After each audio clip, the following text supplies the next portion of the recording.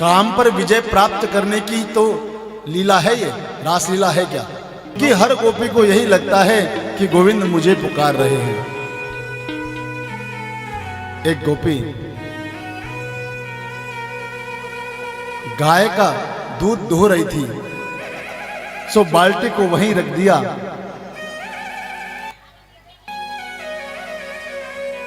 और दौड़ पड़ी।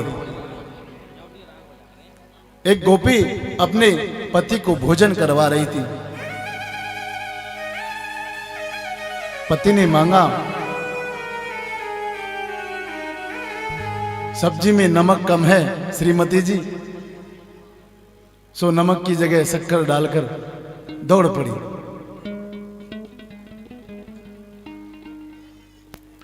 एक गोपी अपने बच्चे को दूध पिला रही थी।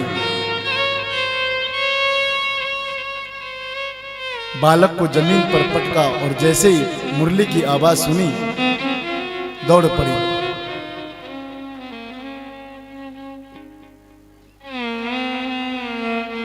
और जैसे ही सारी गोपियां कन्हैया के पास आई, कन्हैया ने देखा ये सब रात्रि के 12 बजे इस घनघोर जंगल में आई क्यों है। सो कन्हैया ने पूछ लिया, स्वागतम ते महाभागा प्रियम किम करवाणि वा व्रजस्यानामयं कच्चित् ब्रूतागमन कारणम। पहले तो सबका स्वागत किया।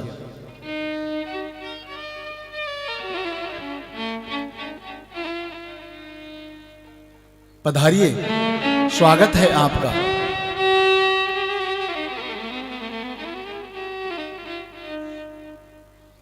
लेकिन तुरंत ही पूछ बैठे,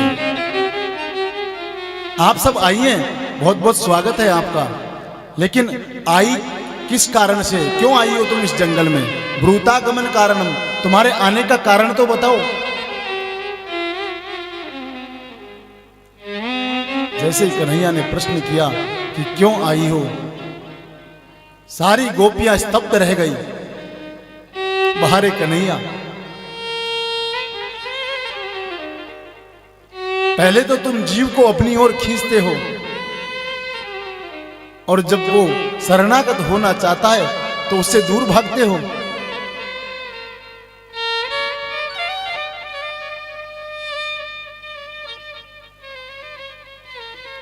कन्हैया ये कहना चाहते हैं कि जो मेरी शरणागत होना चाहता है उसका मेरे चरणों में विश्वास दृढ़ है कि नहीं?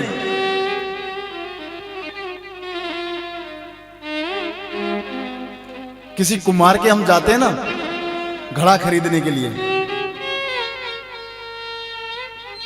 तो क्या करते हैं हम? उस घड़े को बजाकर देखते हैं कच्चा है कि पक्का है। यदि कच्चा होगा तो टूट जाएगा।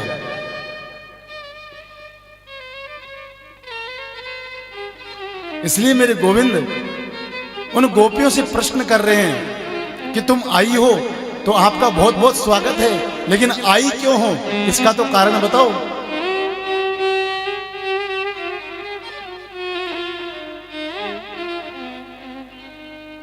गोविंद ने कहा, ओहो मैं समझ गया तुम क्यों आई हो। आज शरद पूर्णिमा की रात्रि है और ये जो चंद्रमा की रोशनी है ना, बड़ी सुंदर प्रतीत होती है आज।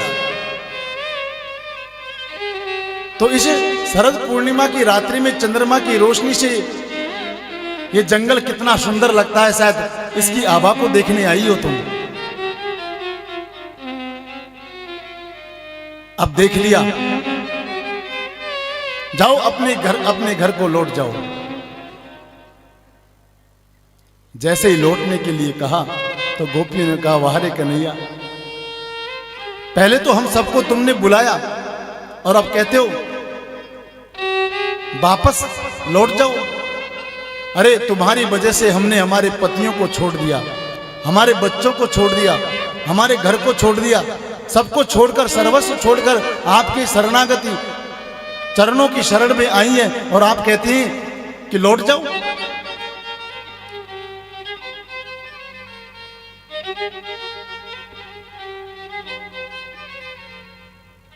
हमने तो आपको ही सर्वस्व माना है प्रभु, और हम लौटकर जाएं तो अब कहां जाएं?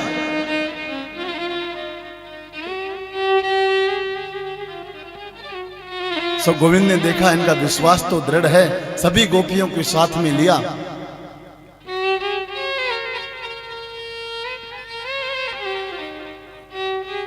और नृत्य करने लगे। लेकिन जैसे ही गोविंद नाचने लगे, गोपियों के मन में अभिमान आ गया।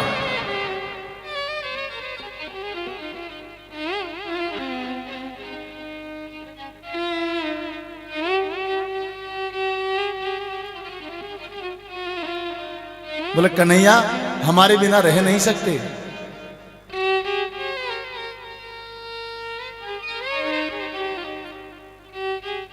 और राधा जी को मान हो गया।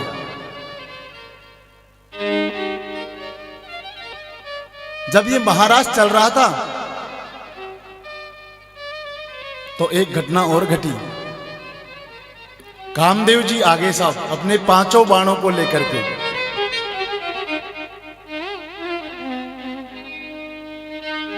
और गोविंद पर उन बाणों को चलाने का प्रयास किया, क्योंकि जहां पर बहुत सारी सुंदर स्त्रियां हो और पुरुष हो, वह काम तो जरूर उत्पन्न होता है। लेकिन मेरे गोविंद ने कामदेव से कहा, किले का युद्ध करोगे या मैदान का? कामदेव ने कहा, महाराज किले का युद्ध तो हम प्रतिदिन करते हैं, आज तो हम 2-2 हाथ करना चाहते हैं खुले मैदान में।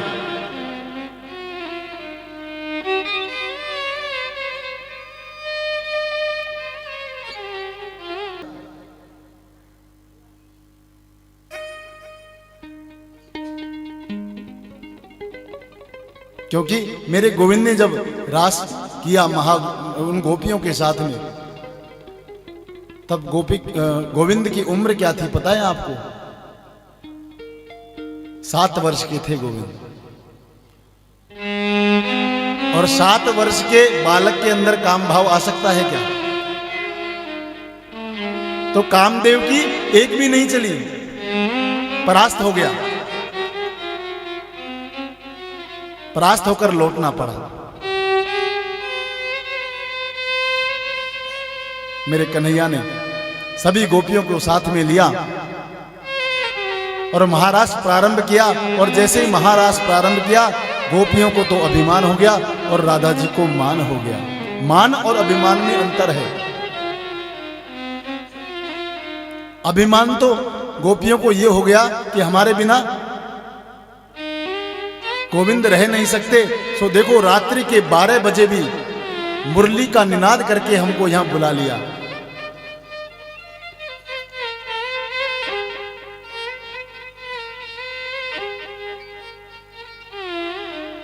सो मेरे गोविंद को अभिमान पसंद नहीं है। छल कपट तो मेरे गोविंद को बिल्कुल भी पसंद नहीं। गोविंद ने सोचा इनका अभिमान तोड़ना चाहिए। और राधा जी को मान ये हो गया कि इन सभी गोपियों में सर्वश्रेष्ठ मुझे मानते हैं। इसलिए राधा जी का हाथ पकड़ा और वहां से अंतर्ध्यान हो गए।